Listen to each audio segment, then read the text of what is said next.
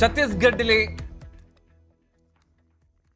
വേദാന്ത പ്ലാന്റിൽ പൊട്ടിത്തെറിയിൽ 10 മരണം, പരിക്കേറ്റ ചികിത്സയിൽ.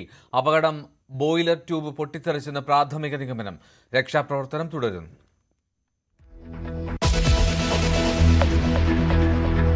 ഹോർമുസ് ഉപരോധത്തിൽ അമേരിക്കയ്ക്കെതിരെ ചൈന.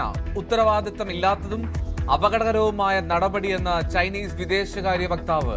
വെടിനിർത്തൽ കരാറിനെ ബാധിക്കുമെന്ന് മുന്നറിയിപ്പ്. ഉപരോധത്തിനിടെ ഹോർമുസ് കടന്ന ചൈനീസ് കപ്പൽ. ഉപാധികളില്ലാതെ കടലിടുക്ക് തുറക്കണമെന്ന് ഖത്തർ.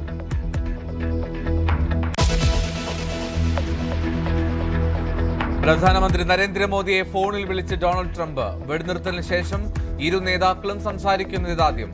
പശ്ചിമേഷ്യൻ സാഹചര്യവും ഹോർമുസ് ഉപരോധവും ചർച്ചയായി. അമേരിക്കയുമായി തന്ത്രപ്രധാനമായിട്ടുള്ള ബന്ധം തുടരുമെന്ന് മോദി.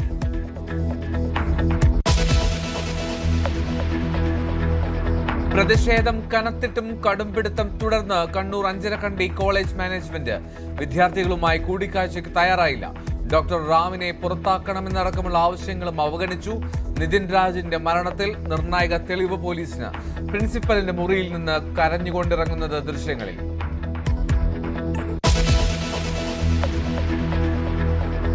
തരംഗമെതിരായാൽ 6 മന്ത്രിമാർ വരെ തോൽക്കാമെന്ന് CPM വിലയിരുത്തൽ. ഭരണം തിരിച്ചുപിടിക്കുമെന്ന് ആവർത്തിച്ച് UDF നേതൃത്വം. മന്ത്രിമാരുടെ എണ്ണം മുന്നണി ആലോചിച്ച് തീരുമാനിക്കുമെന്ന് PMA സലാം. 5 സീറ്റിൽ ജയമുറപ്പെന്ന് BJP കോർ കമ്മിറ്റി.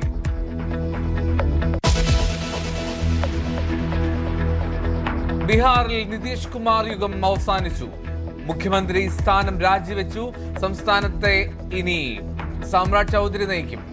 സത്യപ്രതിജ്ഞ നാളെ. ചടങ്ങിൽ പ്രധാനമന്ത്രി പങ്കെടുക്കും.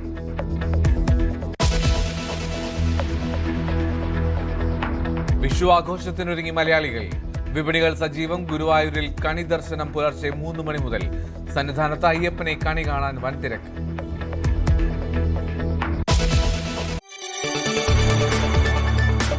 കൂടുതൽ വാർത്തകൾക്ക് News 18 Keralam YouTube channel subscribe ചെയ്യുക.